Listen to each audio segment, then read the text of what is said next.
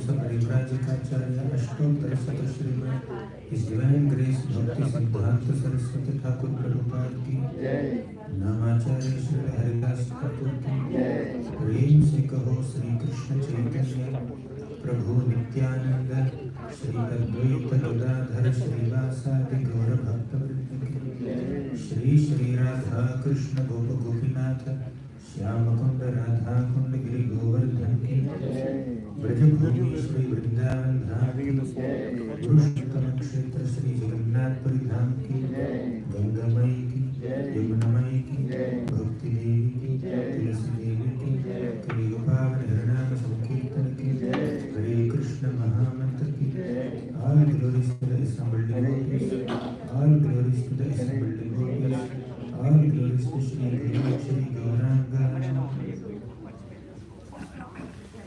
Om Namo Bhagavate Vasudevaya. Om Namo Bhagavate Vasudevaya. Om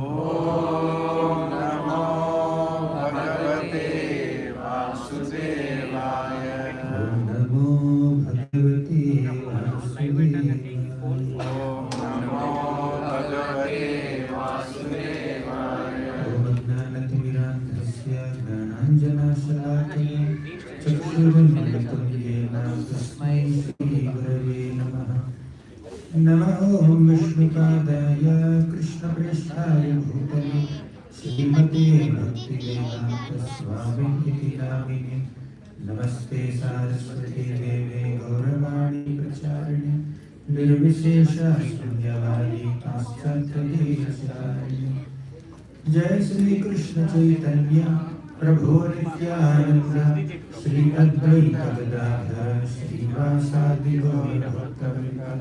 Hare Krishna Krishna Krishna Hare Hare Hare Rama Rama Rama Hare Hare.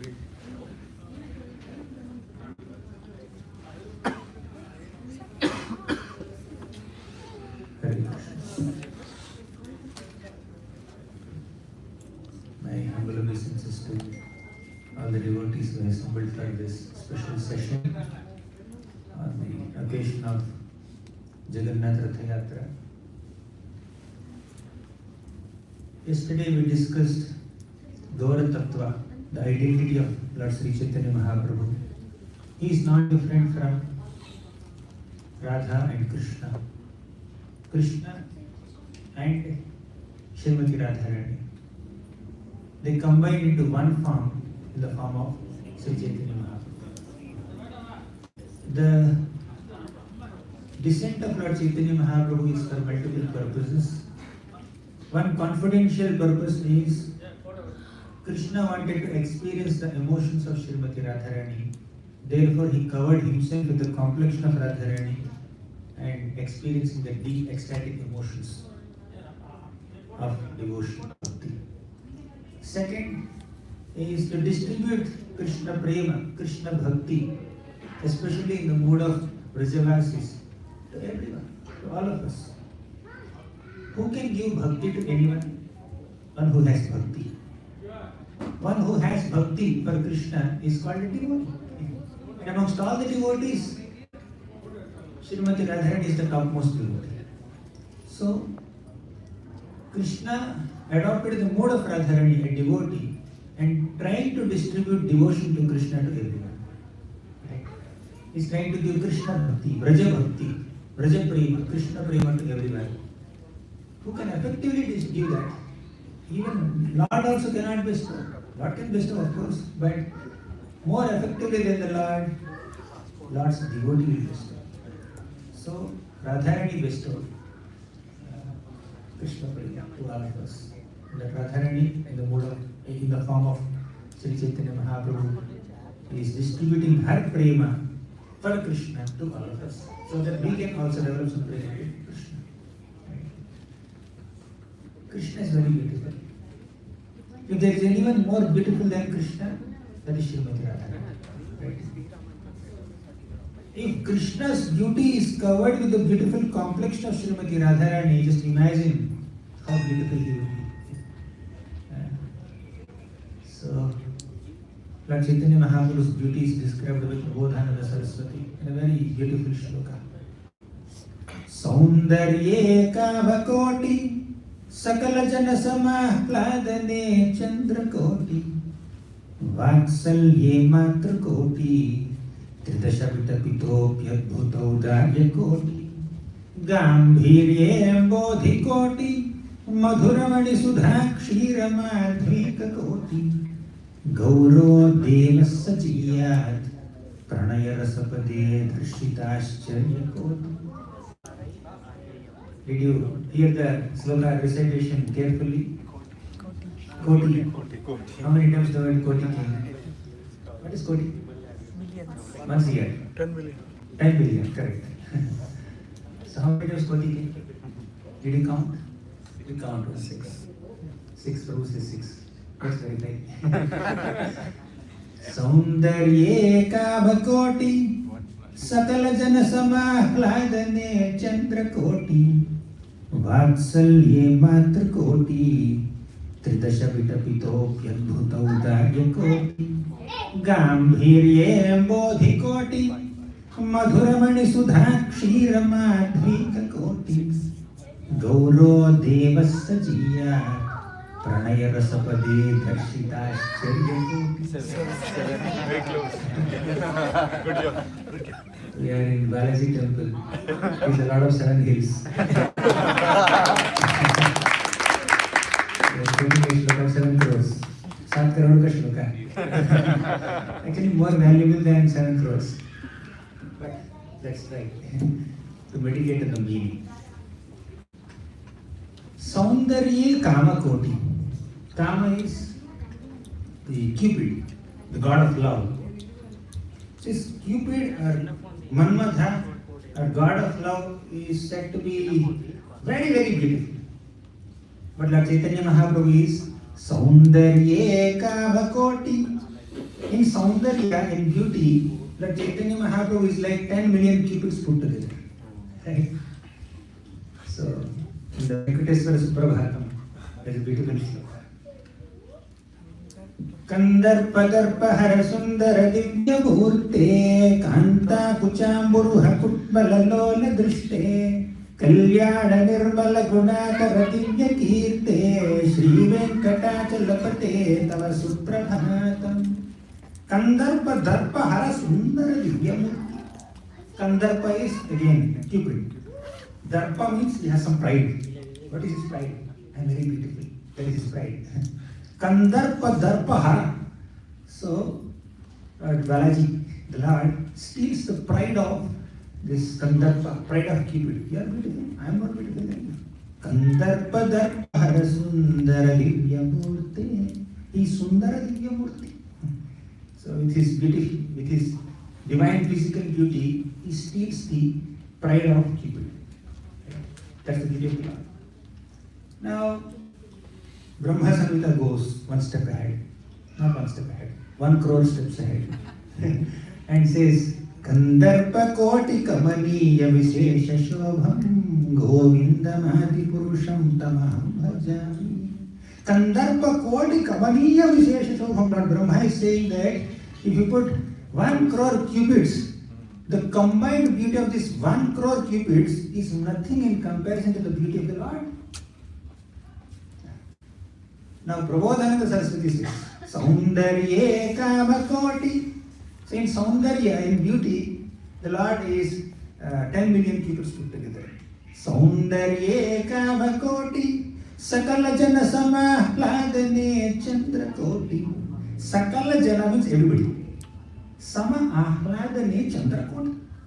So, Chandra, the moon, is said to be giving so much of ahlada, very great happiness to everyone, especially in this summer, scorching summer.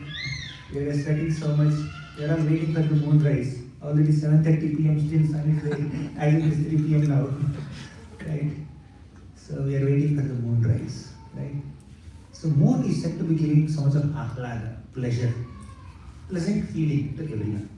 So sakala jana samahladane chandra koti, in giving that ahlada or pleasure to everyone, Lord Chaitanya Mahaprabhu is like 10 million moons put together. In beauty is 10 million cubits put together. In giving pleasure to everyone is 10 million moons put together. Here, 2 crores. You got 2 crores now. In 5 minutes, you will get 5 more crores. Saundarye kama koti, sakala jana samahladane chandra koti, vatsalye matra koti. In vatsalya, in showing affection, parental affection, motherly affection, Lord Chaitanya Mahaprabhu is like 10 million mothers put together. Even Dhruva Maharaj, his mother, Suniti also spoke to Dhruva. My dear boy, I am one mother. I can give you the affection of one mother only. But the Lord can give you the affection of 10 million mothers put together. This is how every mother should divert her child to the lotus feet of the Lord. Sakala jana samahladane chandra koti vatsalye matra koti. Now, let's go to one beautiful episode in Chaitanya Charitamrita. Lord Chaitanya Mahaprabhu saw this Vasudeva leper. He had leprosy and so many sores and wounds, oozing blood and pus all over his body. So nobody would dare to touch his body. And even doctor also cannot come close. When the patient has some infectious disease, doctor will wear some gloves, wear some mask and apron and then slowly touch him, then just 1 minute does treatment and he goes good. But a mother has deep emotions for the child. Mother will come towards the child. Even if somebody stops her, her emotions are like very intense. She wouldn't hesitate to touch even a diseased child, right? In fact, the affection that mother has towards the child increases 10 times or 1,000 times when the child is suffering with some sickness. So Lord Chaitanya Mahaprabhu showed that motherly kindness, affection towards this Vasudeva leper. He did not hesitate to touch his body. He went and embraced his body directly, right? And with the embrace of Lord Chaitanya Mahaprabhu, his body got transformed. Mahaprabhu can clear his leprosy just by giving him a blessing also, like this, right? Some sign can come. You see in animation movies. So leprosy can go that way also. But Mahaprabhu went and embraced him. Satatam janata bhavata paharam paramartha parayana lokagati Navalehakaram jagatapaharam pranamami sachi sutagauravharam. So satatam janata bhavatapaharam. Lord Chaitanya Mahaprabhu is engaged in destroying the material miseries of all living entities. Right? Jagat tapaharam. He wants to destroy the tapa, miseries of entire universe. That's why he appeared with this deep, compassionate mood. Adopting Radharani's mood, he came. So, in showing affection and in relieving us from all kinds of miseries, Mahaprabhu is equal to 10 billion mothers put together. Right? Vatsalye matra koti, Tridasha vitapito pyadbhuta udaya koti. Tridasha vitapita means there is a special tree in the heavenly planets called Kalpavriksha. This Kalpavriksha is called desire tree. Whatever desire you have, the desire will be fulfilled. If he wants apple, he goes to apple tree. But did you ever see an apple tree giving pomegranate? No. An apple, a tree, any tree, giving any fruit that you want. But in heavenly planets, this Kalpavriksha, this desire tree, it can give anything that you want. And in fulfilling the desires of everyone, Lord Chaitanya Mahaprabhu is like 10 million Kalpavrikshas put together. Tridasha vitapito adbhuta udarya koti. Udarya koti means his affection or his magnanimity. Udarya is like 10 million desires put together. So 4 crores. You got 4 crores now. Now 5th crore. You are running the 5th crore. Tridasha vitapito adbhuta udarya koti. Gambhiryem bodhi koti.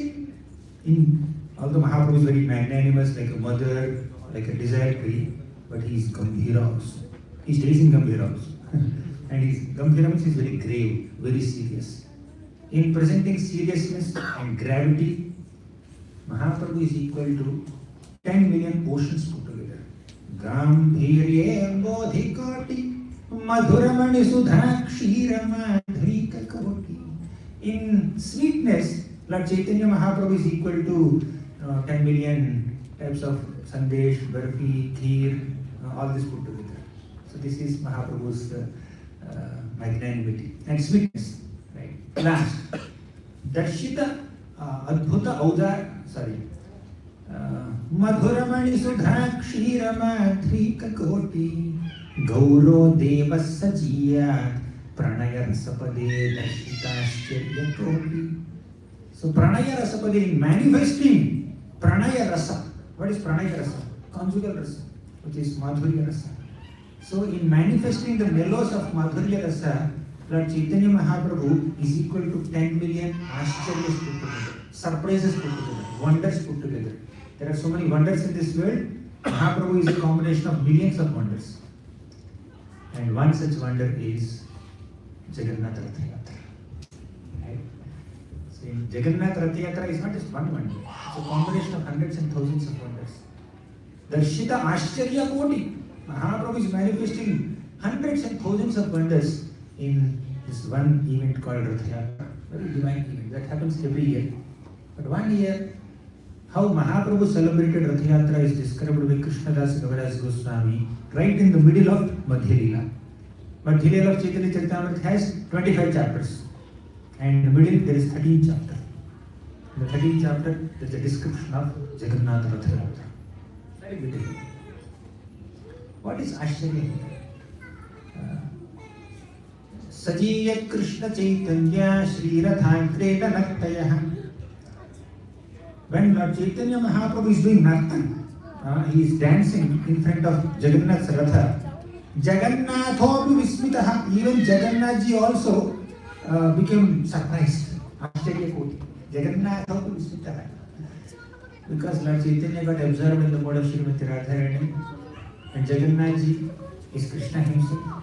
Seeing Radharani dancing in ecstasy of separation from Krishna, appealing to Krishna, Krishna please come to Vrindavan. So Jagannathji means Krishna became very surprised. Krishna was wondering, he was mesmerized, he was astonished. Right? So Gundicha temple represents Vrindavan. And Lord Chaitanya Mahaprabhu's attempt to pull Jagannath's Rath towards Gundicha is like Srimati Radharani's attempt to pull Krishna towards Vrindavan. That is the significance of Rathyatra. Yes, Rathyatra festival can be understood from multiple perspectives, from multiple levels. At one level, it's a wonderful event, annual event in multiple temples, especially Jagannath Puri temple. And by conducting Rathyatra, the Lord gives darshan to everyone, showers his compassionate glances upon everyone.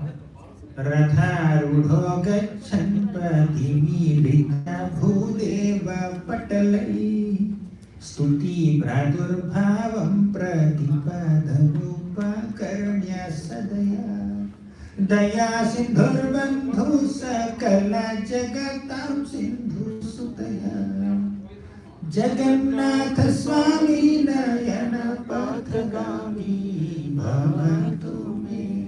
We discussed this yesterday. So Lord Jagannathji sits on this Jagannath's cart and he gives darshan to everyone. Showers his merciful glances upon everyone. And he gives the opportunity to everybody to have his darshan, even if they can't enter the temple. So this is like at one level you understand Rathyatra. It is compassion of Lord Jagannathji. But from another perspective, Jagannath's Rathayatra brings several Vaishnavas, hundreds and thousands and lakhs of Vaishnavas come together. This also facilitates unity and camaraderie and cooperation amongst devotees to come together and do so many services. We have so many services, Rathayatra services, Prabhu was announcing yesterday. So it brings devotees together. That's another level. And during this Jagannath Rathayatra, profuse Harinam Sankirtan is happening. On another plane, this Rathyatra is a wonderful opportunity where everybody who is attending Rathyatra is absorbed in chanting the holy names of Krishna and thus coming closer to Krishna and developing Krishna prema. From another level, Prabhupada explains, when we happen to attend Rathyatra and take darshan of Jagannath Ji during the Rathyatra, so that frame is fixed in the mind and we will meditate on that frame, on that darshan, even while departing from this world. So, seeing Lord Jagannath Ji during Rathyatra also facilitates our entrance into the spiritual world and our remembrance of the Lord at the time of death.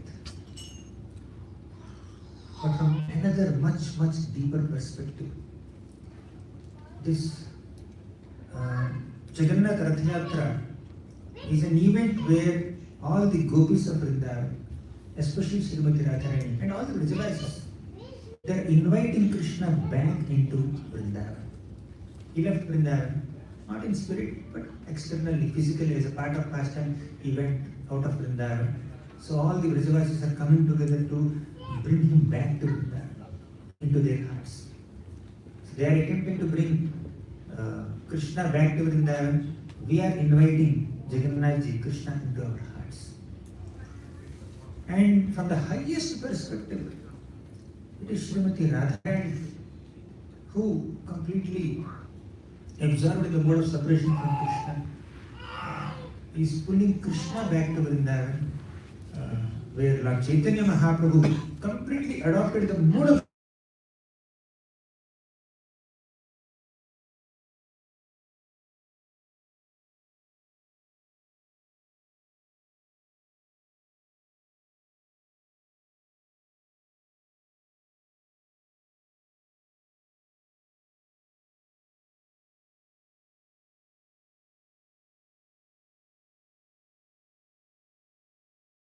in the 13th chapter of Madhya Lila of Chaitanya Charitamrita.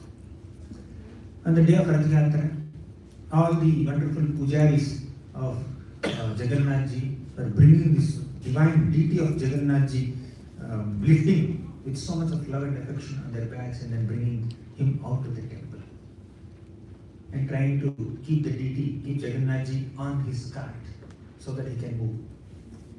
At this time, Rathyatra Maharaj came there. He started brooming the floor in front of Jagannath Ji.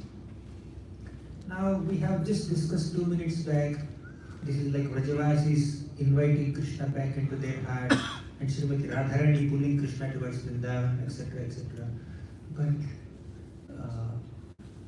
But you see, what gives us access to that level of consciousness, of pulling Krishna into Vrindavan, of assisting Srimati Radharani in her attempt to bring Krishna back to Vrindavan. That is Rathyatra. When all the devotees are pulling Jagannath's Ratha, they are assisting Srimati Radharani in her attempt to pull Krishna back to Vrindavan. It's such a exalted, privileged service, right? But what gives us access to that consciousness of assisting Srimati Radharani, of assisting all the gopis, of assisting all the Vrajavasis? Menial service, rendered with humility.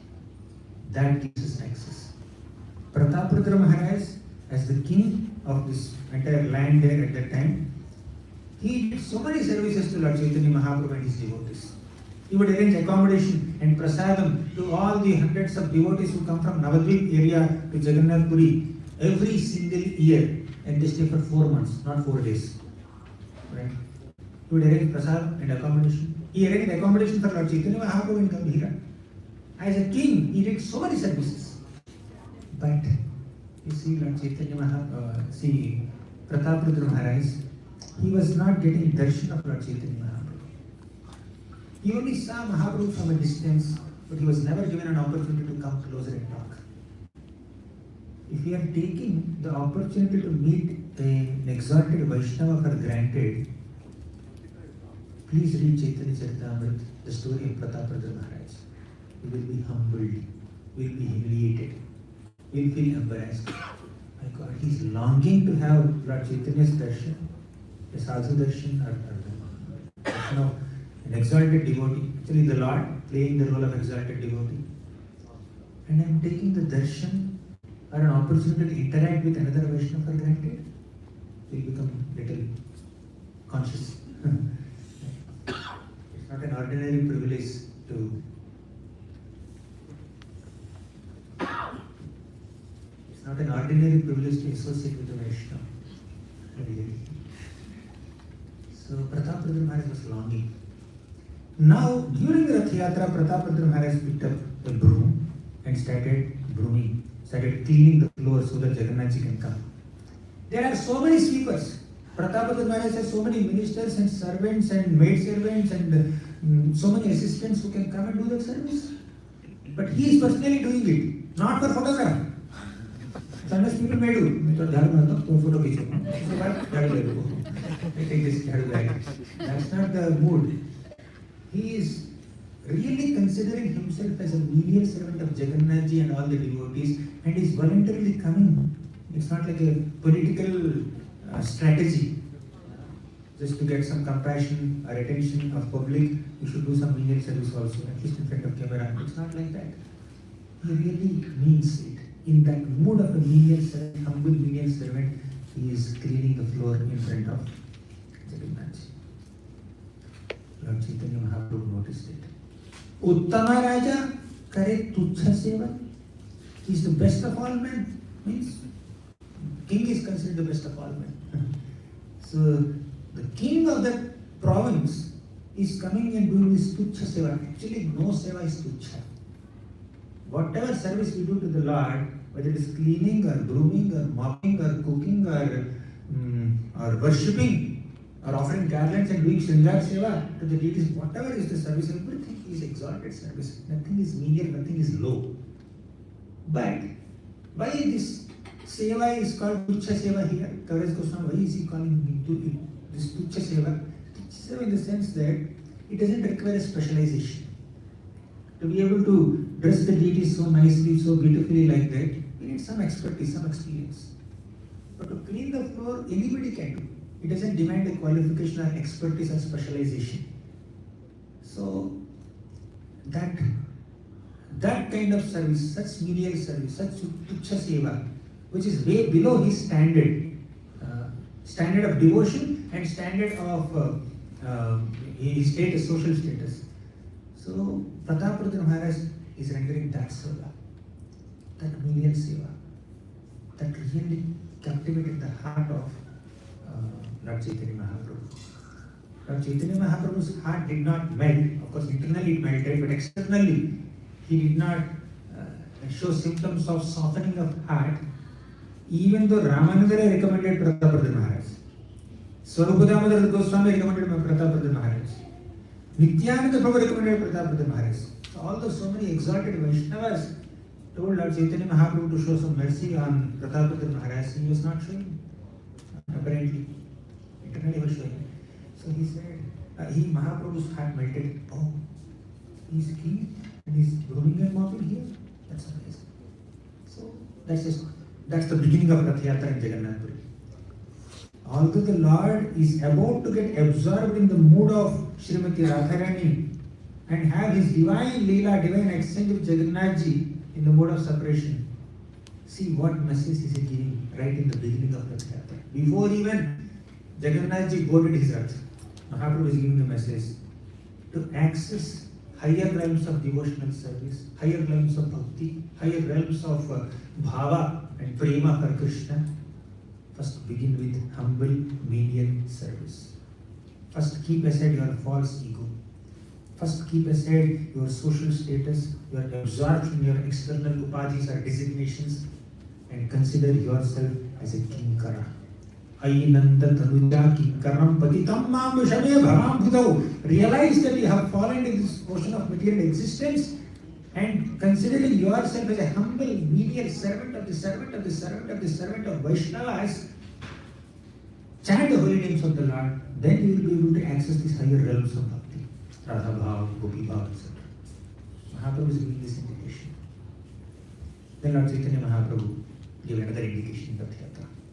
So Jagannath's deity was nicely brought and very carefully placed in the cart in Jagannath's Ratha, and all the devotees were about to move.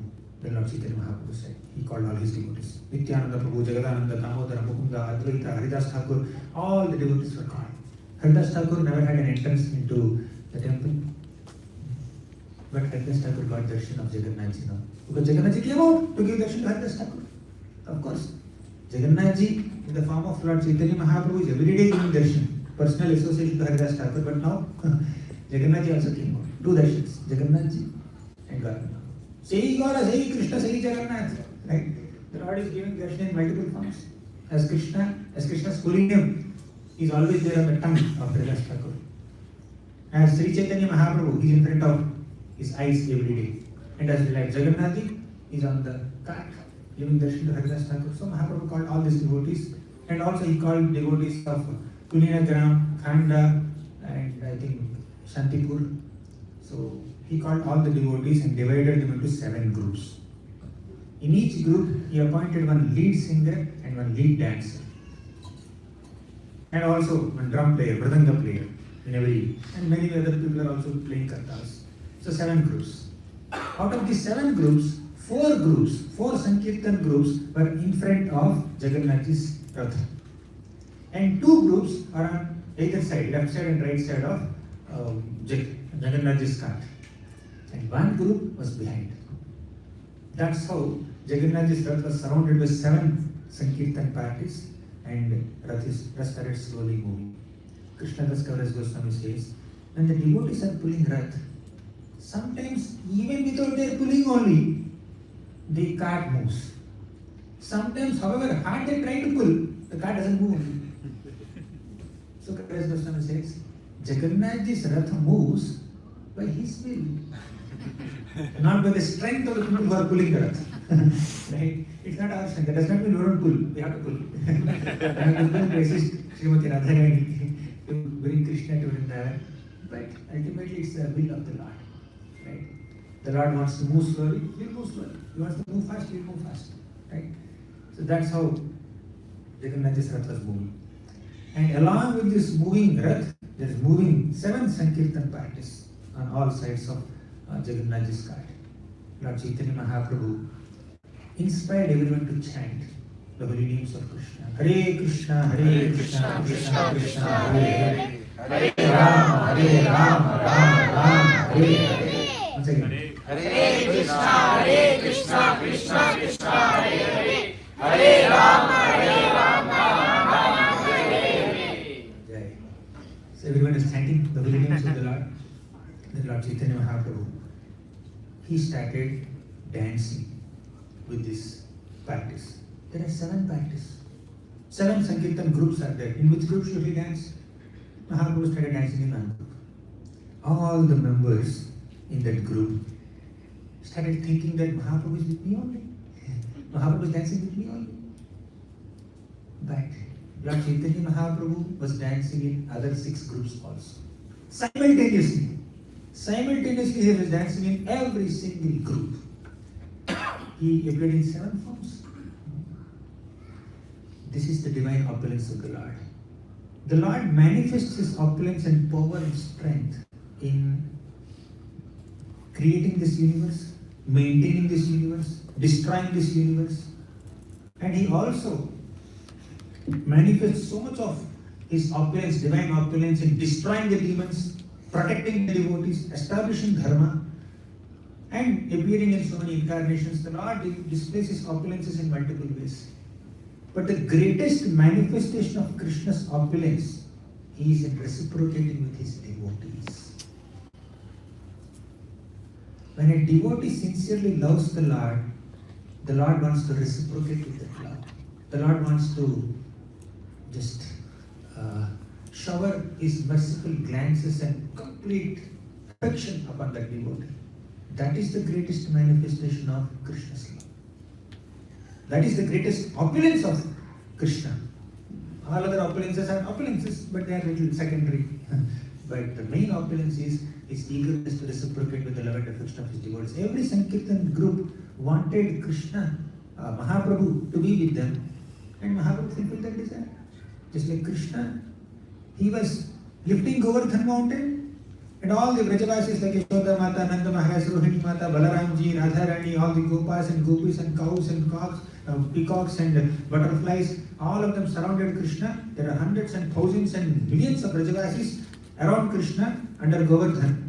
Now Krishna lifted Govardhan and facing one direction, but all the Vrajavasis and all sides of Govardhan, sides of Krishna, they were having this experience of seeing Krishna face to face. Every single Vrajavasi was thinking, Krishna is looking at me only. Krishna is smiling at me only.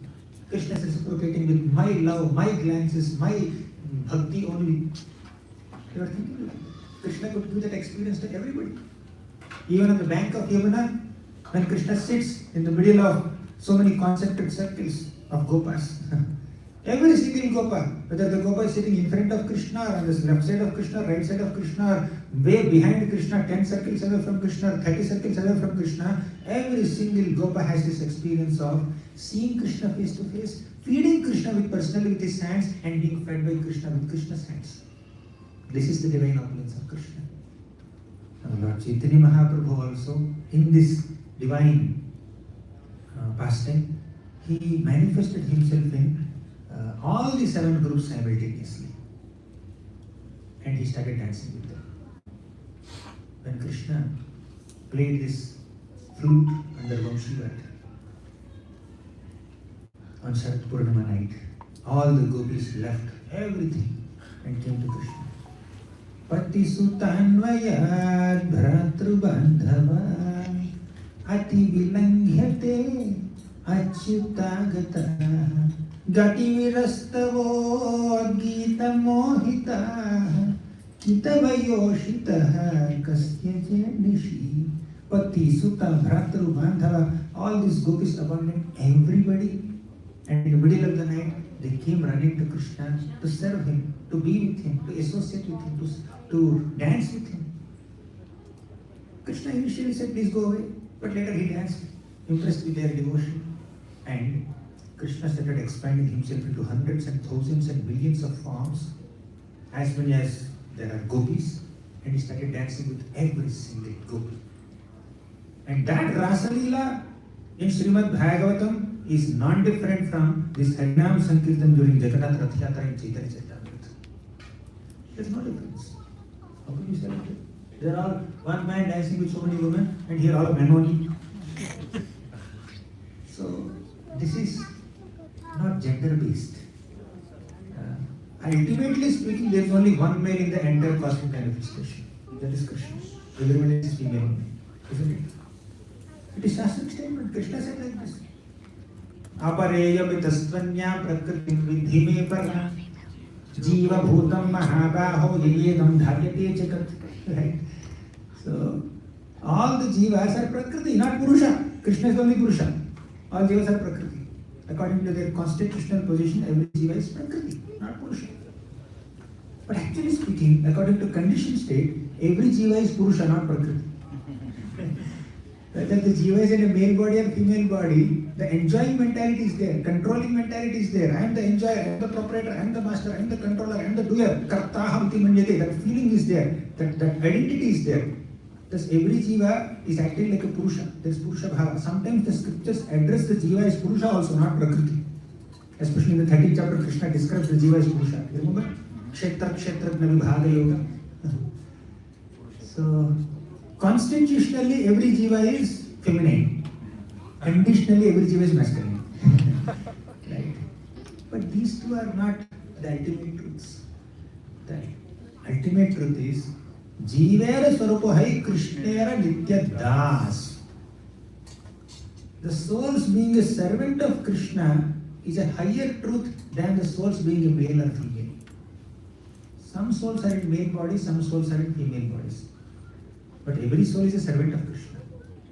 One soul who is in a male body in this life can enter a female body next life. One soul who is in a female body in this life can become a male in next life. Gender is not permanent in this material world. Nowadays, within one lifetime also. Anyways, let's not get into that. So, but the soul's eternal designation is servant of Krishna. We are all servants of Krishna. So, in the Rasa Leela, Krishna is dancing with all the gopis. And in the Harinam Sankirtan, in Rathyatra, Lord Chaitanya Mahaprabhu is dancing with all the devotees. Right? In the form of a sannyasi, golden sannyasi, effulgent sannyasi is dancing. So, both are divine pastimes. Both are exalted leelas. Both are completely on a spiritual platform. Actually, Rasa Leela of Krishna is seen from multiple perspectives by multiple people. But the highest explanation of Rasa Leela is Rasa Leela of Krishna in Vrindavan is the highest manifestation of love between the Lord and his devotees. And the love between the Lord and his devotees, that prema for Krishna and prema of Krishna, when it reaches its epitome, that is Rasa Leela. Right? And the same Rasa Leela became Harinam Sankirtan in Jagannath Rathyatra, in any other Harinam Sankirtan led by Lord Chaitanya Mahaprabhu in Jagannath Puri or wherever else. Right? So Mahaprabhu is simultaneously dancing everywhere in all 7 groups in 7 forms. But sometimes Lord Chaitanya Mahaprabhu in one form only starts dancing in all groups. Just like in Rasa Leela, Krishna expands himself into hundreds and thousands of forms and dances individually with every single gopi. But sometimes one Krishna dances with all the gopis. How is it possible? Have you seen Alata Chakra? Alata Chakra means the fire circle.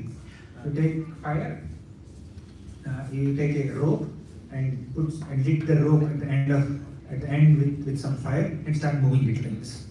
Right? Very fast. I don't have it now to demonstrate, just imagine. So when you rotate it very fast, that fire seems like a fire circle, isn't it? Is it a circle? It's a small thread, linear, one line with one little flame. But that flame, although it is at one place, at the tip of this rope, when you rotate it like this fast, it seems like fire is there everywhere on the diameter of the circle, everywhere, because you are moving it very fast. Similarly, Krishna dances very fast in Rasa Leela, and is simultaneously present with every single gopi and dancing with every single gopi. Similarly, Lord Chaitanya Mahaprabhu also dances very fast, and he dances simultaneously in one form in multiple groups, and sometimes even expands himself into 7 forms and dances steadily at one place. So in the middle of each group, he dances in 7 forms. And in one form, he goes to all groups. Right? So that way Mahaprabhu is dancing.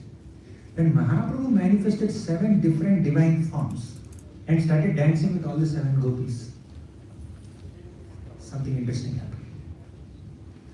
Pratap Maharaj noticed it. Nobody noticed it. All the devotees in all the 7 groups are thinking that Mahaprabhu is in my group only. Right? But Mahaprabhu is in every group. And nobody knows that. But Pratap Maharaj noticed it. How could he notice it? This divine pastime. And by the way, one more point. Mahaprabhu did not consciously expand himself into the 7 forms. Mahaprabhu is absorbed in his ecstatic dance, doing Harinam Sankirtan, chanting the holy names of the Lord, which is the topmost spiritual process in this Kali Yuga. But the Leela Shakti of Lord Chaitanya Mahaprabhu made it happen. By the influence of Leela Shakti, by the influence of the Lord's divine spiritual potency, Mahaprabhu automatically expanded himself without consciously planning, without deliberating on it. Mahaprabhu automatically expanded himself into 7 forms and started dancing everywhere. This is Lord Chaitanya Mahaprabhu's Achintya Shakti, Lord Krishna's Achintya Shakti. Without even Lord consciously putting an effort, he automatically expands himself into 7 forms just to satisfy his devotees.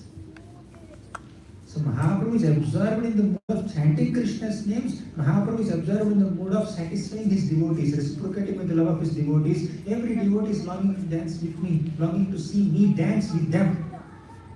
Therefore, automatically he expands. He doesn't even he doesn't even consciously deliberate on it.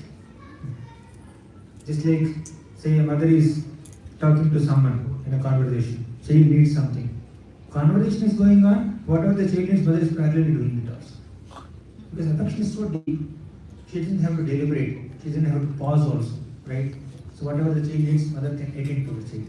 Similarly, Lord Chaitanya Mahaprabhu, being so absorbed in his mode of satisfying every single devotee there, he manifested himself into multiple forms and nobody could notice it, but Rathyatra Maharaj noticed it. And a couple of other devotees also. Why did Rathyatra Maharaj notice it? Rathyatra Maharaj apparently was very unfortunate. He did not get an opportunity to take even close darshan of the Lord also. Apparently. But Mahaprabhu was so pleased with Rathyatra Maharaj that he revealed his divine display of mercy only to Rathyatra Maharaj, not many people. There. A couple of people, other devotees like Nityananda Prabhu definitely understands, Sarup Damodar Goswami understands, even Sarva Bhattacharya can notice, but not everyone.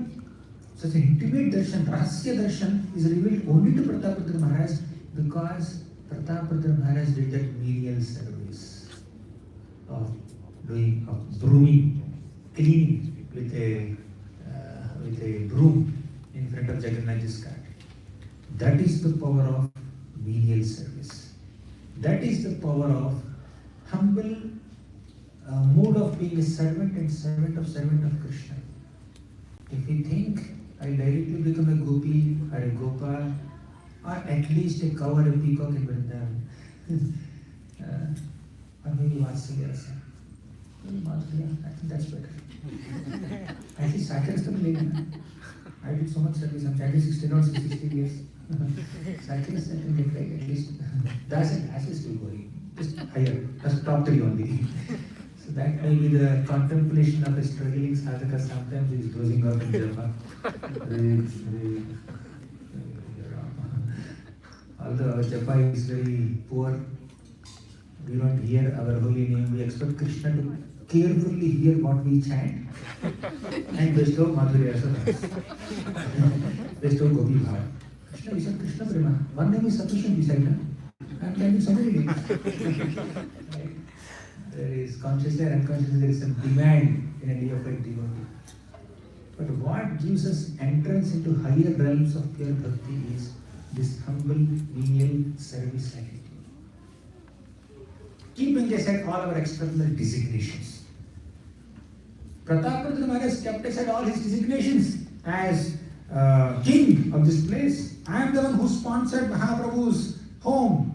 Forever he is staying. For all the rest of his manifest pastimes for 40 years of his age, Mahaprabhu stayed in Gambhira and the location is arranged by Rathyatra Maharaj permanently. Mahaprabhu did not even acknowledge, thank you for accommodating me in Gambhira, in Kashi Vishwaswam. Thank you very much. He never even sat there also. Without any acknowledgement, without any reciprocation, without even a meeting also, Rathyatra Maharaj is ready to serve, willing to serve. And so many serve. Tomorrow is Rathyatra Maharaj, right? We'll discuss more about his devotion later. But the main point here is, during Rathyatra, Mahaprabhu is giving another revelation. That revelation is, unless you have the mode of a servant of the servant of the servant of devotees, unless you are willing to render menial humble services, menial service is not only doing Jhadu Puja, but actually the consciousness of being a menial servant, that's important. Sometimes some people can be very proud doing Jhadu Puja also. They may be brooming or mopping or cleaning vessels, right, for 2 hours or 10 hours in a day, but still ego is like there, ego is there, right? But Mahaprabhu actually wants that mood of being a humble menial servant, not identifying oneself with our external positions or designations, but identifying oneself as a servant of the servant of the servant of the Lord. That gives us access to divine darshans, higher realms, higher feelings in bhakti. Keeping aside that just theoretically, conceptually, if we try to understand some esoteric sections of the Shastra without having sufficient purification of heart, we end up becoming sahajas. But here, if you see Lord Chaitanya Mahaprabhu, he gave his darshan of his 7 forms, how he expanded simultaneously into 7 forms and dancing in 7 different kirtan groups.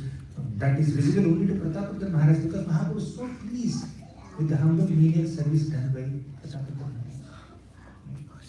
That gives us entrance into Rahasya Darshan, confidential darshan. There is always an excitement to be in the confidential circles of the Lord. There is always an excitement to, always be very close to a celebrity, close to the deity, close to Guru, close to a senior Vaishnava, close to big managerial circles. There's always an excitement to be there. I want to be there on the stage. There's an excitement. But that excitement will not give us entrance into those spiritual privileges. If there's an excitement to be absorbed in humble menial service in the mode of servant of the servant of the servant of devotees, that excitement will make Krishna recognize that consciousness and he gives us entrance into higher realms. You know what happens in Gauranga Vrindavan? Srimati Radharani is like devotional creeper. And all the gopis are like small leaves and twigs and flowers and fruits of the devotional creeper. And Krishna's pastimes are like water sprinkled on the creeper.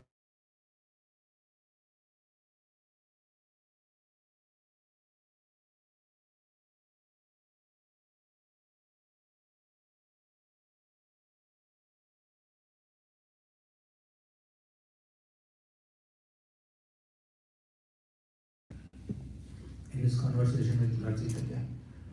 So, when water is sprinkled on the creeper, automatically twigs and leaves are nourished. What does it mean? When Srimati Radharani engages in pastimes with Krishna, automatically the gopis are nourished. Gopis derive great joy and great satisfaction in assisting Srimati Radharani in her service to Krishna. Right? But what is Radharani's excitement?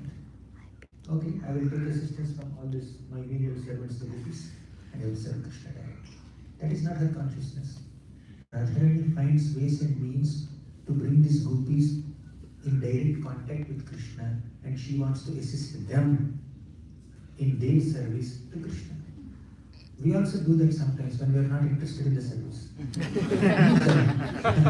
You go in front, you take the friendship of this. We are assisting.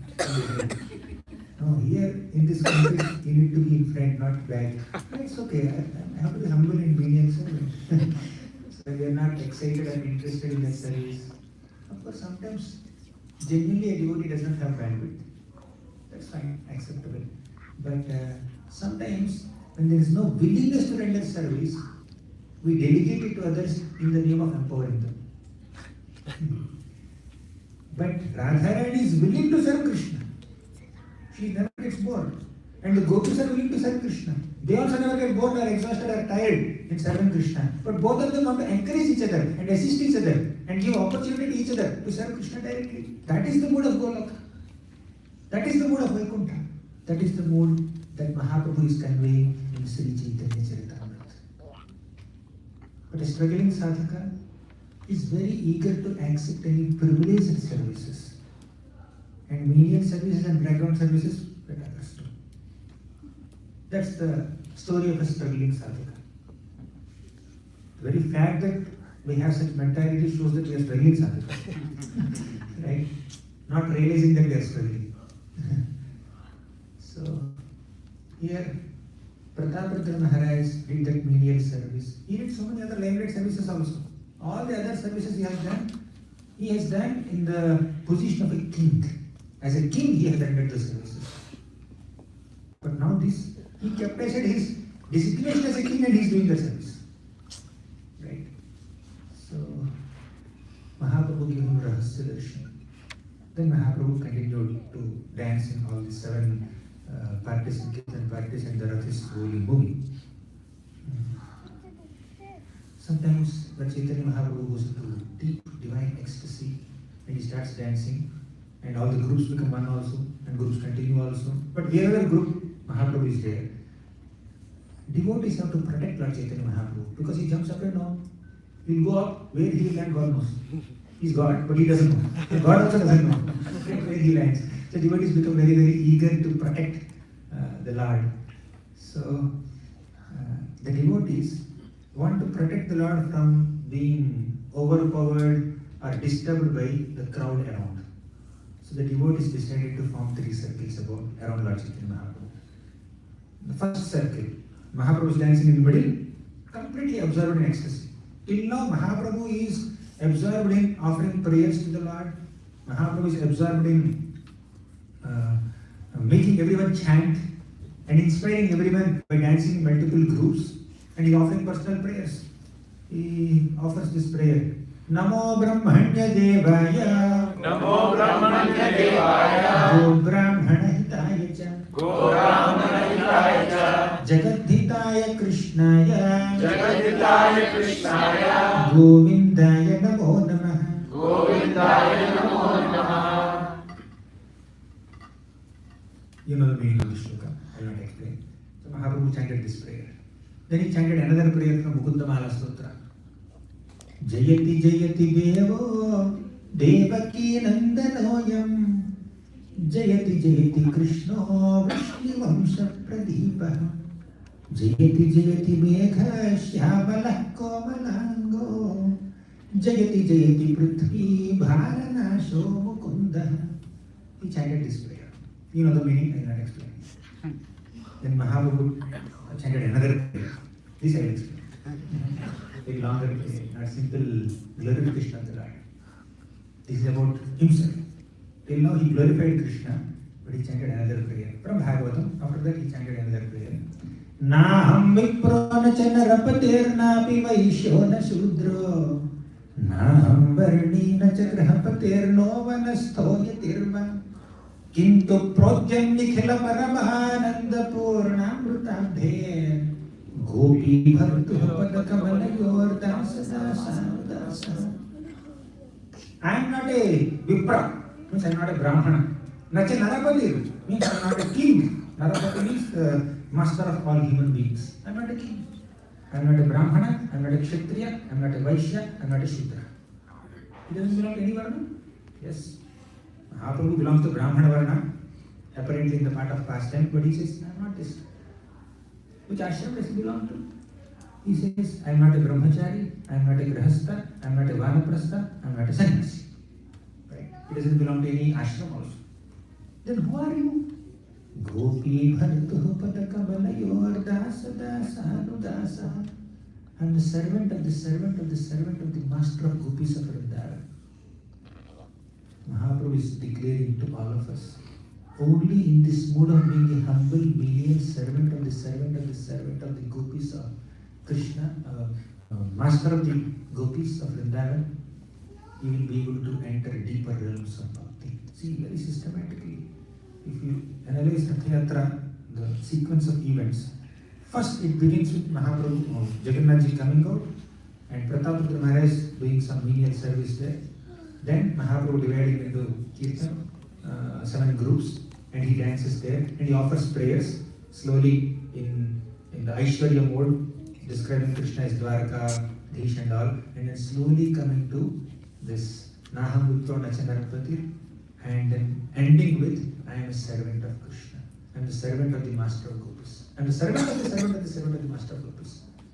So, began with Mahaprabhu's getting impressed with Pratapruta Maharaj's menial service, ending with Mahaprabhu declaring himself as humble menial servant of the gopis. And then he's about to exhibit Radha. Right? Systematic. Yesterday we discussed, right? Mahaprabhu's 4 gifts, you remember? Prema nama bhutartha shravana patagataha kasya nama mahindaha Koveta kasya vrinda vanavipina maha madhurishu pravesha Kova janati radham paramarasa chamatkara madhurya simam Ekas chaitanya chandraha paramakarunaya sarvamavishyakara. Mahaprabhu gave us these 4 gifts. Krishna Prem, which is the highest goal. in Vrindavan Dham and Srimati Radharani. How do we get entrance into Vrindavan consciousness? Mahaprabhu did not yet exhibit Vrindavan consciousness. Of course, he exhibited internally, but he is going to exhibit now in Radha's mood. Radharani and Vrindavan are going to manifest in Rathyatra after some time. But till now, Krishna Nam is being chanted. That gives us entrance into Krishna Prema. And even before that, some union service. Mode of servant of servant, Dasanadas. Tranadapi Sunichena, Tarorapi Sehishana, Amani Namane, Kirtanya Sadahari. To be able to do Kirtanya Sadahari, chant Krishna Nam, and retain Krishna Prema, we need to have humility. Humble mood, servant of servant of Krishna. So Mahaprabhu is about to enter the realm of Vrindavan, the mood of Vrindavan in some time. What is the glory of Vrindavan? Sri Krishna Ikanta Bhavam Panusakala Jano Vashyamapnotya Yitnat Krishnasyāścharya Sīma Parama Bhagavataha Kutra Leelartha Murti Kutratya Krishna Padam Bhuja Bhajana Mahananda Samrajya Kashta Bhratar Bhakshya Rahasyam Sru Sakalamidham Srila Vrindavanitra. The meaning of the shloka is Vrindavan actually gives us Sri Krishna Ekanta Bhava. One-pointed devotion to Krishna is available in Vrindavan. Sri Krishna Ekanta Bhava Panusakala Jano Vashyamapnotya Yatna. Ayatna. Without even our conscious effort, we'll get one-pointed devotion to Krishna by the blessings of Vrindavan. And by the way, this is not a physical, geographical location of Vrindavan there. Prabhupada writes very clearly, you cannot purchase a ticket and go to Vrindavan. Prabhupada says Vrindavan is a state of consciousness. You have to be in the state of being, state of consciousness of Vrindavan. What is that? Media service. Once some big Pandit came to challenge Rupa Goswami. Hari Hari. When Rupa Goswami was challenged by this Pandit, Rupa Goswami, I don't have time to argue with you or challenge with you or debate with you. What do you want me to do? To save my time. Sign this Vijay Patra. He signed. Out. No more debates. Defeat accepted without debate. Jiva Goswami caught him. You defeat my Guru, my superior, Rupa Goswami. You first debate with me. Let's see what happens later. And Jiva Goswami defeated him. Then Lord Chaitanya Mahaprabhu, Rupa Goswami said, you defeated him? Yeah, of course I defeated him. To protect your honor? No. You are argumentative. You want to debate? You want to establish your superiority or something? Actually, this consciousness is incompatible to Vrindavan Dham's consciousness. You are not qualified to be in Vrindavan. Out. Then Jiva Goswami had to go out. Just imagine. From one perspective, he is protecting the honor of Rupa Goswami. But from a deeper perspective, Rupa Goswami, through Jiva Goswami, is giving us this important message. Pride cannot exist in Vrindavan. Only humility can exist in Vrindavan. That humble state of consciousness will give us entrance into Vrindavan. Mahaprabhu is teaching us humility first before accessing Vrindavan. Be humble first. Later Vrindavan.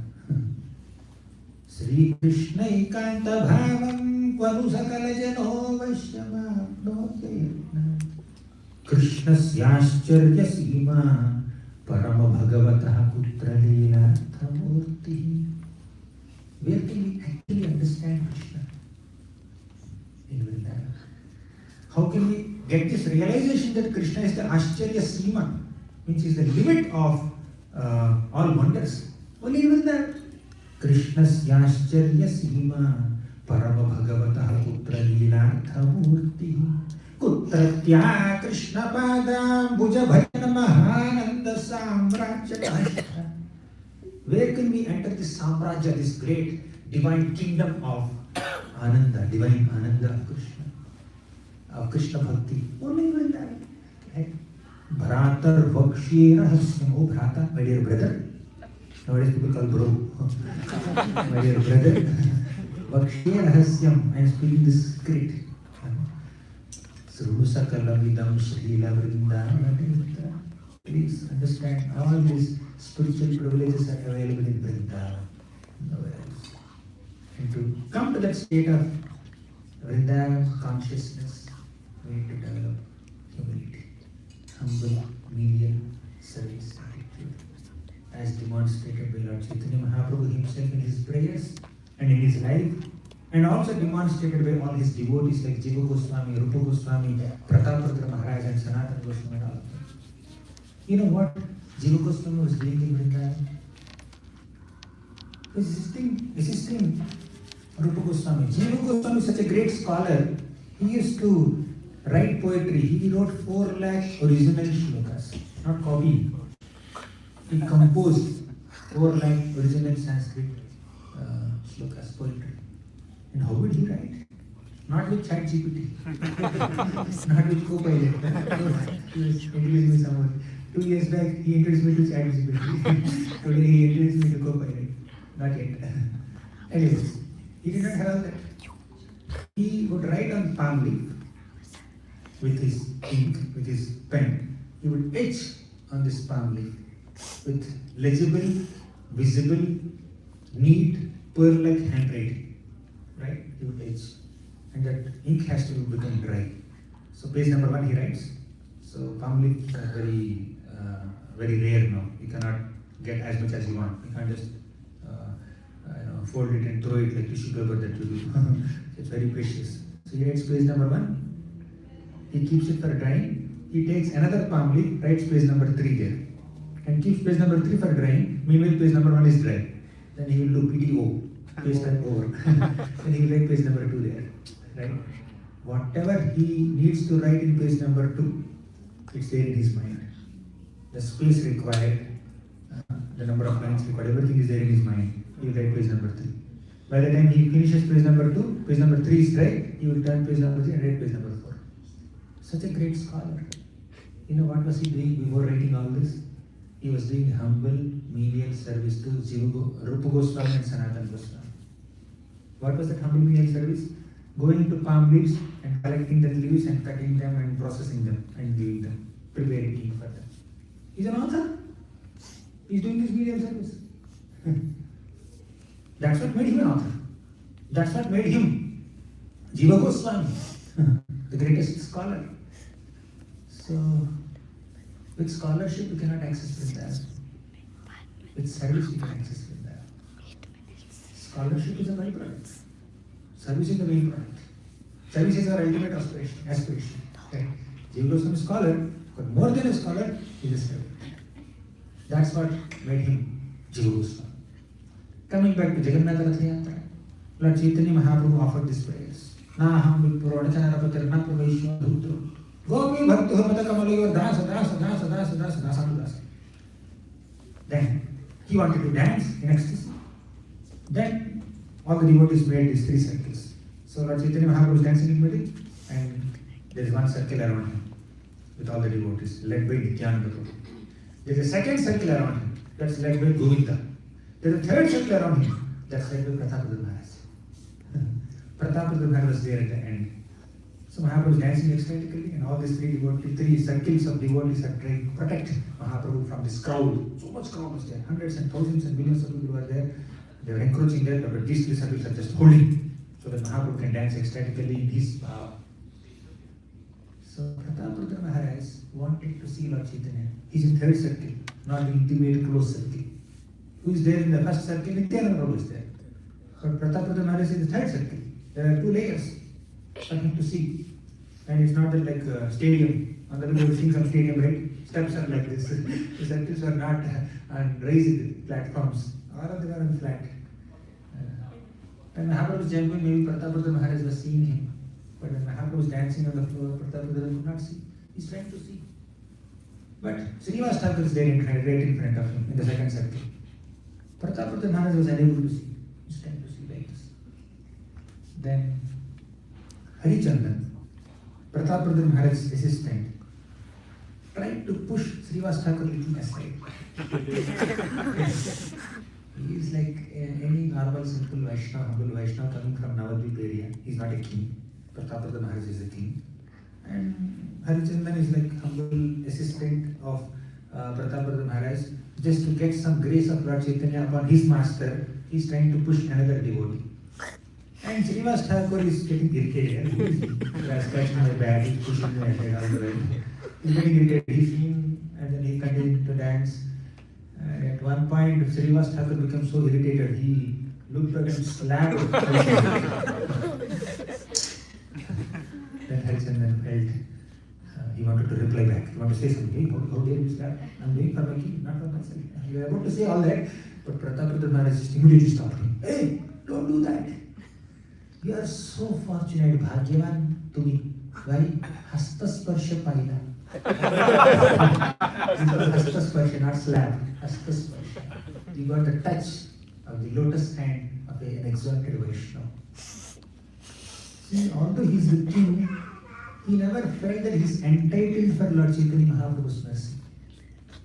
He felt that this Srinivas Thakur, he doesn't even know Srinivas Thakur, who is he and all. He knows little bit, but he doesn't have so much of friendship with him. But he knows he is more exalted than me. Actually, Pratapruddha Maharaj never thought he is better than anyone else. Pratapruddha Maharaj never considered himself a king, I am so great, I am this and that. He is just, as a matter of duty, as a matter of convention, as a matter of responsibility, he is doing his service as a king. That is a serviceman, as a representative of the Lord. But he never overly identified himself with the designation or position as king. So Pratapruddha Maharaj stopped Harichandan. We are so fortunate to get the touch of Srinivas Thakur. We feel fortunate. Don't be aggressive. I don't need that. I need darshan, of course, but I don't want darshan at the cost of disturbing this Vaishnava. We can be eager for darshan, eager for mercy, eager to come in contact with the great devotee or the Supreme Lord himself or the deities. But we cannot take away the opportunity of another devotee. You see? We cannot compromise in the culture of respecting another Vaishnava out of our eagerness to grab the Lord's mercy. A Vaishnava can be greedy, but a Vaishnava cannot be selfish. There is a difference. Greed means laulyam. Laulya is the only mulya. Mulya means price. So our scriptures say, being very greedy and eager and enthusiastic to grab Lord's mercy is the qualification to get Lord's mercy. That is mentioned. However, we should not be selfish. Selfish means we should not try to encroach upon another Vaishnava's opportunity to serve or opportunity to see the Lord. If you get an opportunity, grab it with eagerness.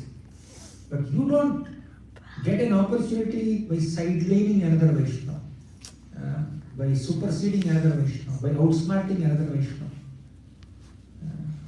politically, diplomatically maneuvering the situation to win favors for oneself and sidelining and subduing other Vaishnavas. By definition, a Vaishnava is one who encourages all other devotees, not one who discourages or demeans. Of course, it's a mistake. Of course, you have to control people. That's another service, very austere service. But never take away the opportunity of another devotee who deserves mercy. And never think of yourself as someone who deserves mercy more than others. I am entitled for this mercy. I am entitled for this privilege. Whenever there is a sense of entitlement, whenever we think we deserve it, that's a proof that we don't deserve it. That's what Vaishnava culture says. Whenever we think I am qualified for this spiritual privileges, I am entitled for this special mercy, we are not qualified, we are not entitled. We don't deserve it. Pratapruddha Maharaj was never entitled. He was always in the mood of the humble being respected everyone else. So Pratapruddha Maharaj humbly waited, and Mahaprabhu went into deep ecstasy. Then the circles got disturbed.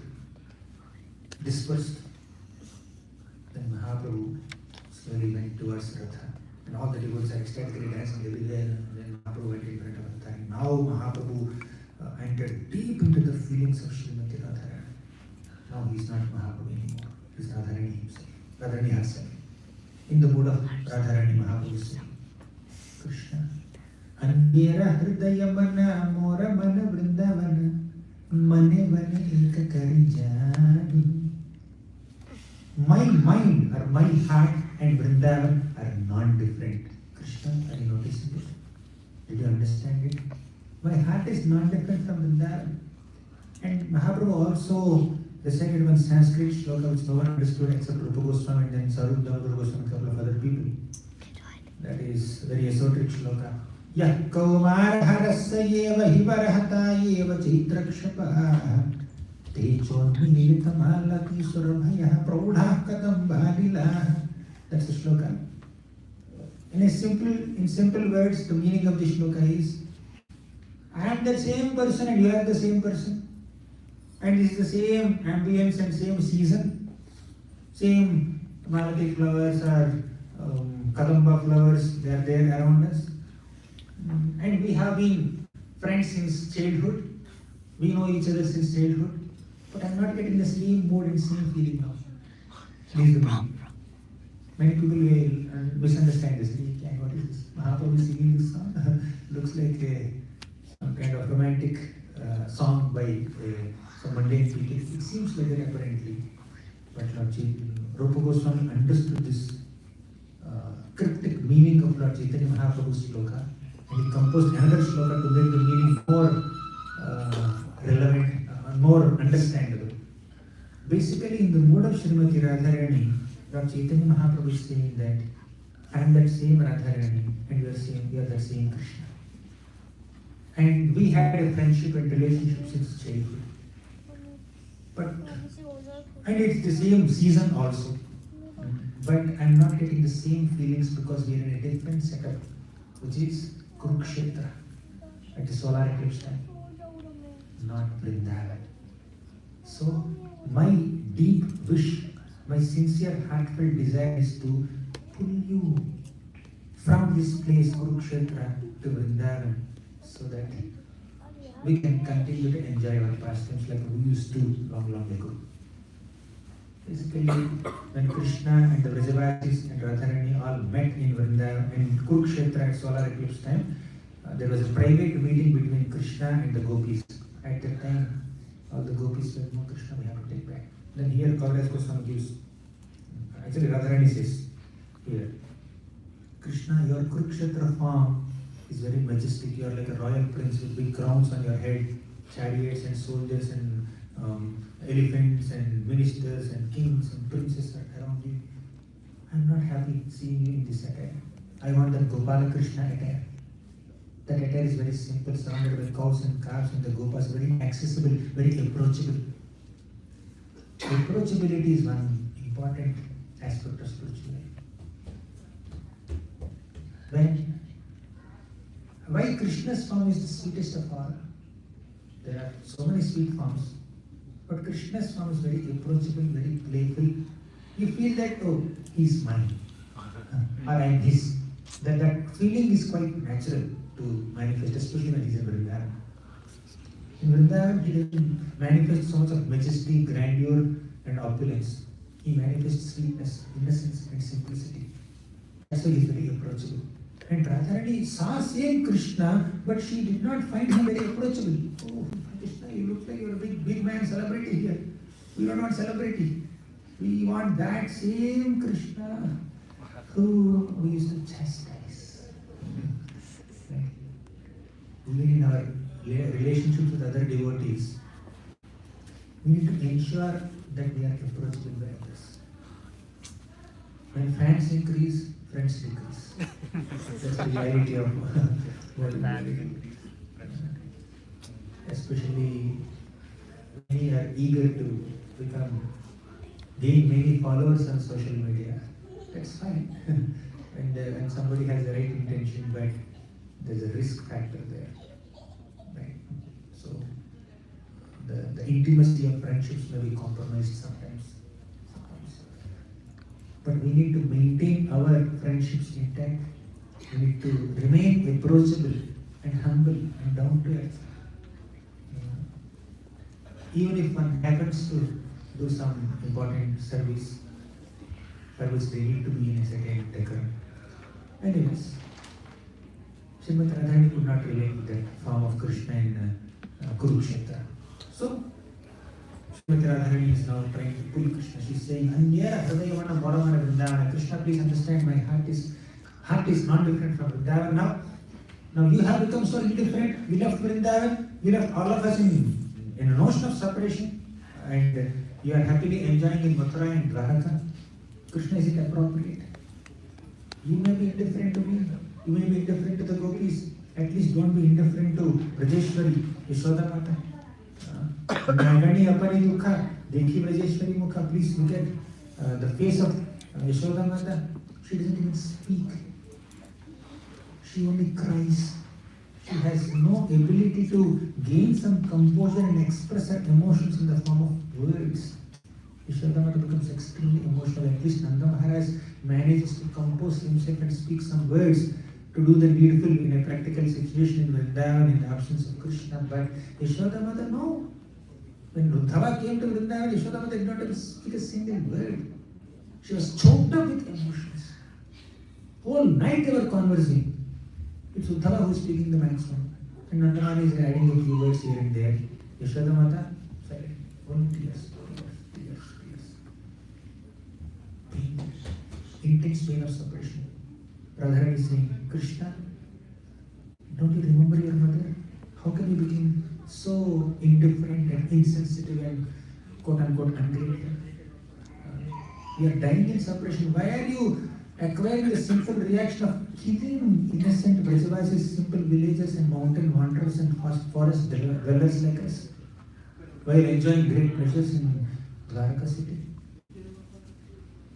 And she says, oh no, you are a gentleman, you are very exalted, you are not indifferent, you are doing so many duties, you are doing good things, you are killing Kamsa, you are killing Jarasandha, you are killing so many other people and doing so many things, but we, what to do? We are caught up in so much of attachment towards you, not realizing our misfortune. Probably we don't deserve your association.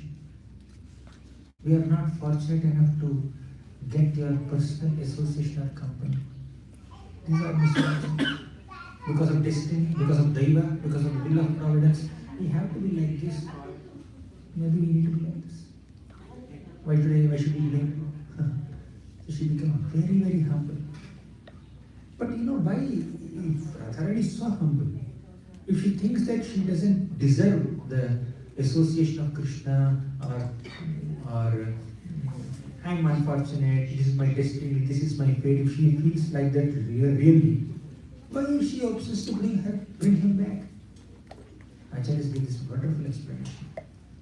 Whether it is Srimati Radharani or any other gopi in Vrindavan, they are crying in separation from Krishna when Krishna is departing or Krishna is away.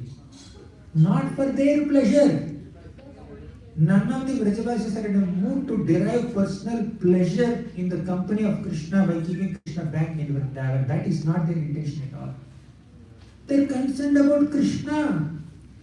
All these Vrajavasis offer such high, great service to Krishna. Very exalted and elevated service to Krishna. Nowhere in the entire cosmic manifestation can Krishna get this kind of service. They know these ladies in Mathura, these ladies in Dwaraka, these people in these great cities like Kurukshetra, Hastinapur, Indraprastha, wherever Krishna goes, they don't know how to decorate themselves to give pleasure to Krishna's eyes. They don't know how to cook some delicious dishes to give pleasure to Krishna's tongue. They don't know how to speak or sing to give pleasure to Krishna's ears. They can't offer pure milk products to Krishna. All organic milk is there in Vrindavan. They don't know how to give pleasure to Krishna. They don't understand Krishna's needs and moods and needs. They cannot empathize with Krishna. They cannot sympathize with Krishna. They don't have the ability. Only Vrajavasis have ability. The best of all Vatsalya Bhaktas, Yashoda Mata is there in Vrindavan.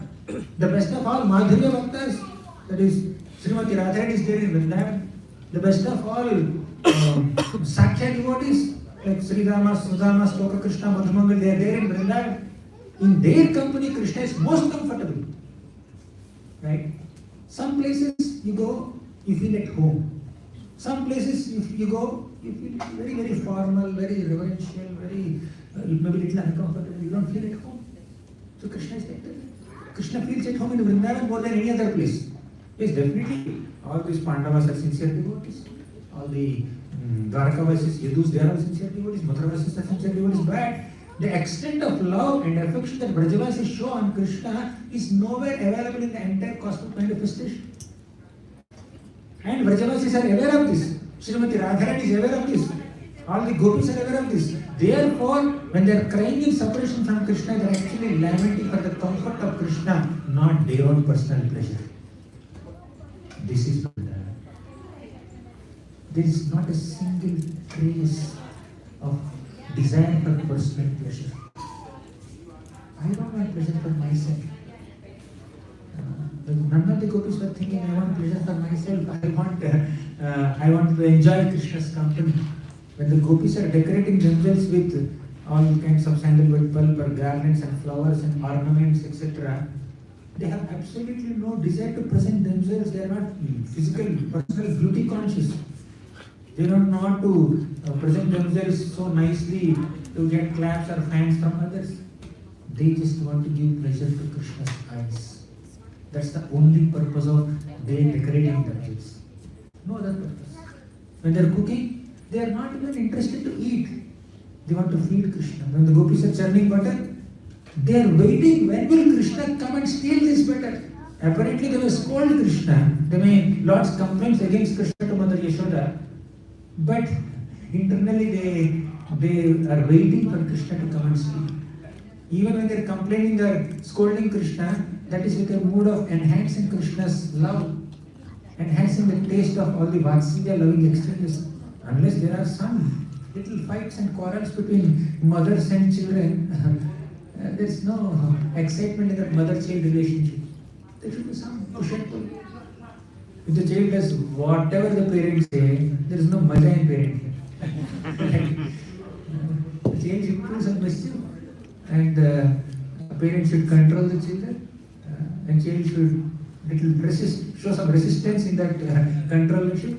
So that will enhance the mood of parent. Similarly, there should be some kind of argument and this and that between lovers, between friends.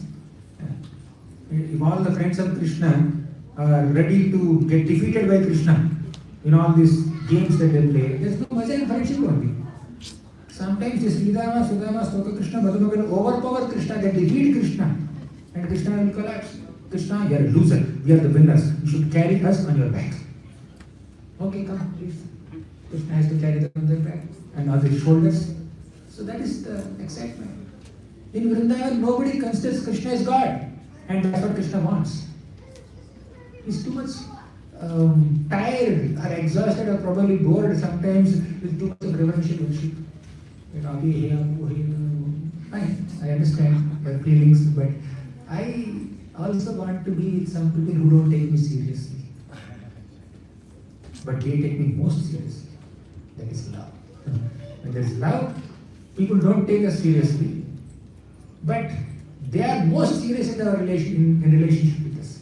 That is Vrindavan, where nobody considers Krishna as God, but they love Krishna more than anyone else could love Krishna ever. They don't consider Krishna as God, but their love of God, Krishna, is much, much more than anyone else could ever have for Krishna. So that's why Yashoda Krishna, Srimati Radharani is lamenting now in Vrindavan, in Jagannath Rathyatra. And she had many other emotional expressions. Did you forget Govardhan mountain? Did you forget Yamuna? Did you forget all the gopas and cows, your beloved cows, with whom you used to play your calves? Did you forget all of them? How can you be so indifferent, she's saying. Then Jagannath ji becomes emotional. Means, in the mode of Radharani, Mahaprabhu is expressing these deep emotions. All the others are absorbed in Harinam Sankirtan. All these emotional expressions, they were understood by Sarvabhauma Goswami, Ramananda Rai, and few other intimate devotees of Lord Chaitanya. Not everybody. Right? Whoever is qualified to understand these deep emotions, only they will understand. Even when we are trying to understand and discuss, it's just some concept for us. For a moment during Rathyatra, we may remember this and we may get ecstatic or whatever. But after a moment, we cannot maintain those days, those feelings. We are back to normal. Same old lust, envy, pride, greed, opinions, strife, arguments, this and that, excitements, exhaustions, all this will go on. Sleeping in japa. All this will continue. Sadhaka's right. What to do? But those who are qualified to understand these deeper emotions of Lord Chaitanya Mahaprabhu in the mode of Radharani and Rathyatra, they could understand this, they could appreciate this. Rupa Goswami could understand. Kaviraj Goswami could understand, therefore he is writing. Therefore we are able to discuss all this. Now, Krishna in the form of Jagannath Ji is responding. Srimati Radharani, don't feel like that. Don't you think that I still love you? How can you just blame me? How can you just say that I don't love you, I don't care for you? Day and night, every moment, I am remembering all the Vrajavasis. I never forgot my father Nanda Maharaj. I never forgot my mother Yashoda Mata. I never forgot my cows and calves and gopas and all of you gopis and especially you Srimati Radharani. How do you think I forget? But what to do? I have so many other responsibilities. You are A.K. Karunandana, but I am Bhoshaka Henandas. I have multiple responsibilities. I have to kill Kamsa and I have to do many other things, killing so many demons and protecting devotees and establishing dharma, orchestrating Kurukshetra war. Any demon can come at any time. Sometimes 2-3 demons come simultaneously to attack Mathura. Kalayam and Jarasandha come together. So I have to address so many things here. I am little caught up. I am preoccupied. That does not mean I forgot you. Every single day I am remembering you. He says, whenever you want, I will come. I will come to Vrindavan. I will spend some time with you. I will play with you. I will receive your service. I will eat the food that you offer me. This is the simple ways of expressing love. Just eating some food, asking how are you and all that. We may consider them very simple, ordinary formalities, but these are ways of expressing love when it's difficult to express love in other ways. Right? There are sometimes the heart is filled with so much love, but you can't find sufficient means of expression. That's where you take up to some simple, traditional, conventional extending of pleasantries and asking about their welfare. So I will come, I will eat the food given by you. So Lord Chaitanya Mahaprabhu also, if you go into that, I will take more time. But here Jagannath Ji says, Radharani, I have not forgotten any of you, but I will definitely come. Even when I am in Dwarka also, or Kurukshetra, or wherever I am, I will come time to time in an unmanifest way, aprakata form, not prakata. There are prakata and aprakata. Manifest form of the Lord, unmanifest form of the Lord. In an unmanifest form, Krishna is accessible to all the Vrajavasis. But those exchanges are not accessible to common people. So he tries to pacify Radharani in so many ways. And Radharani, he kind of accepting but still emotional. Apparently accepting his words from the platform of intelligence or practical understanding of the situation, but heart is unable to accept. This is what love is. Intelligence is able to understand the situation, but heart is unable to accept the situation. That is love. The constant battle that's happening between intelligence and mind or heart within, that is the intensity of love. For example, when Krishna departed from this world, Yudhishthira Maharaj could see so many symptoms, so many dangerous omens in the climate. Means people are becoming very evil. You remember first 10 to 14th chapter in Srimad Bhagavatam, Yudhishthira Maharaj could see so many inauspicious omens in his kingdom. So Yudhishthira Maharaj could see all that. And after that, Arjuna came. And Arjuna is very exhausted, very tired, and he is unable to speak also. And Yudhishthira Maharaj is asking hundreds and thousands of questions. And Arjuna got irritated.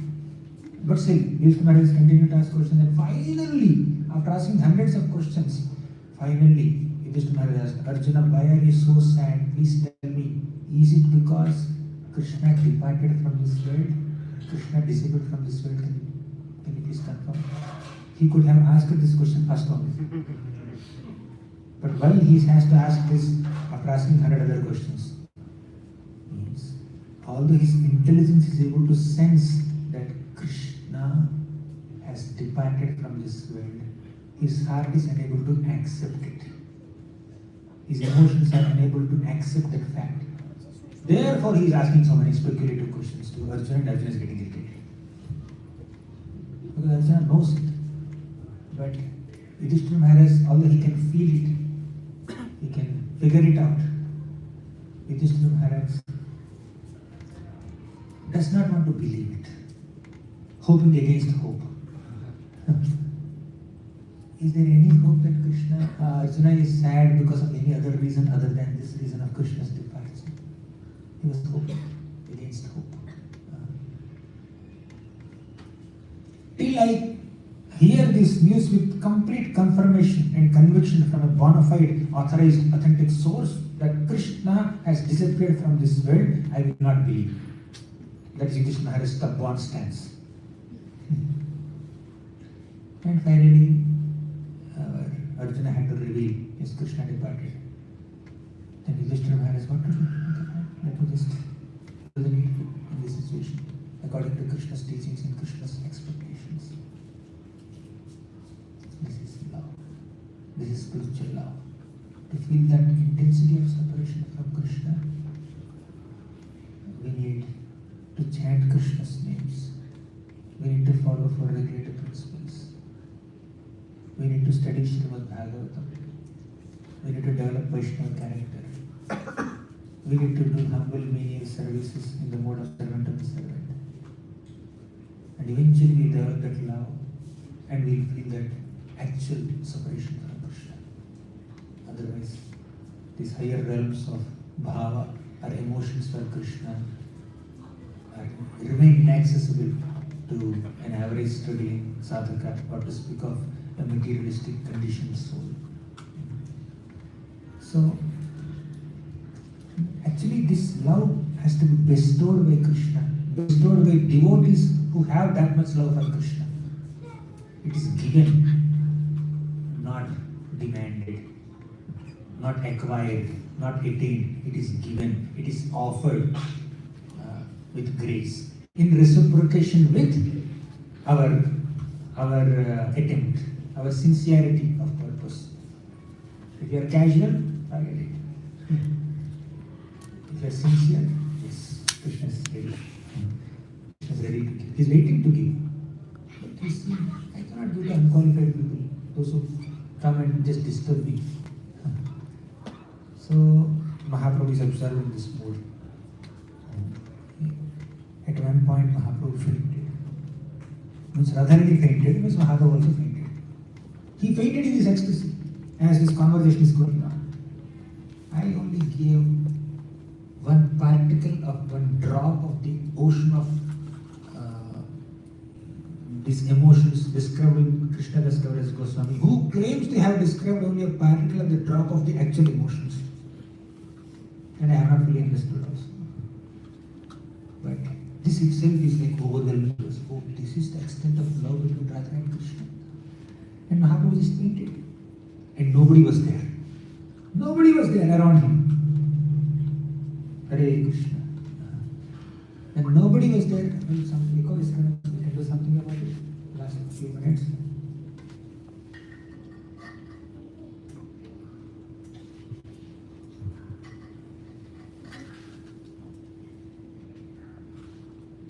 Mahaprabhu fainted in ecstasy of the mood of Srimati Radharani. Then nobody was there to assist him because everybody is absorbed in the excitement of Rathyatra, chanting the holy names and pulling the Rath, etc. but Rathyatra Maharaj was there. He came and lifted Lord Chaitanya Mahaprabhu on his hands and revived him. And Mahaprabhu slowly opened his eyes, came to external consciousness, looked at Rathyatra Maharaj. Internally he was so pleased, extremely pleased. Oh, this great Vaishnava who did that humble service of cleaning and grooming this Rathyatra, Ratha in front of Jagannath's Ratha. He was so pleasant, so happy internally. But externally he said, hey, Vishayi, get lost from here. I don't want to touch you. Why did you touch me? I have become contaminated now. Out. He said like that. Again coming back to sannyasa mood, right? Not like Radha Bhav, but now he came to like normal sannyasi. Right? Then he got scared. Or Rathyatra Maharaj got completely scared. My God, what's going to happen now? Lord Chaitanya Mahaprabhu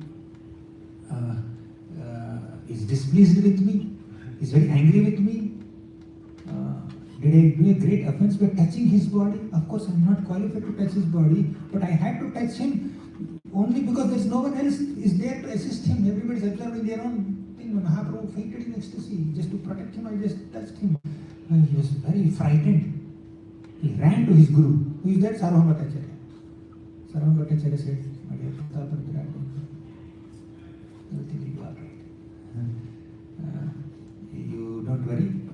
Actually, Mahaprabhu is very pleased with your menial service before the starting of Rathyatra. Don't worry.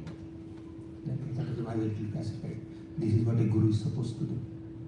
Whenever a disciple becomes emotional or disappointed or discouraged, guru is supposed to encourage him and give him the right perspective. Not to scare him further. Of course, sometimes it can be needed also. So, Mahaprabhu fainted. Then he revived his consciousness.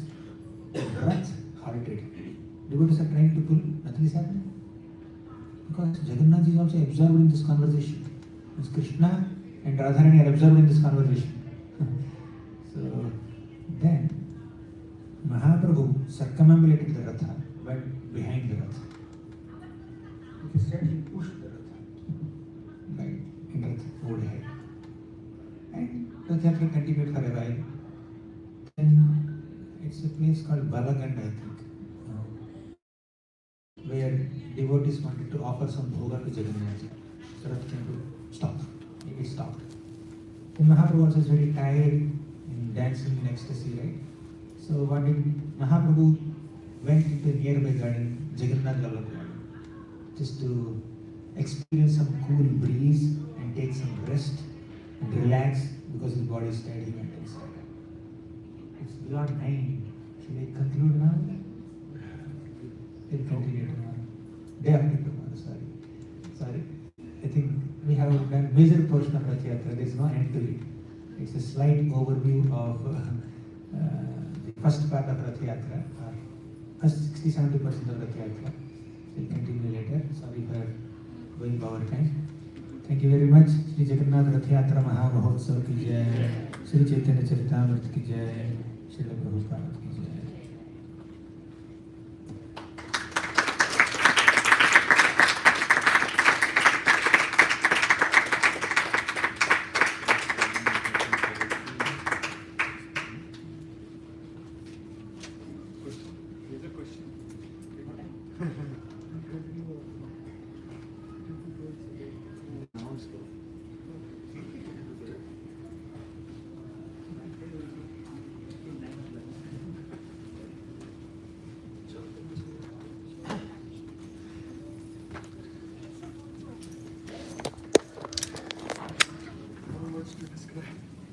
It's off, bro. Turn it on.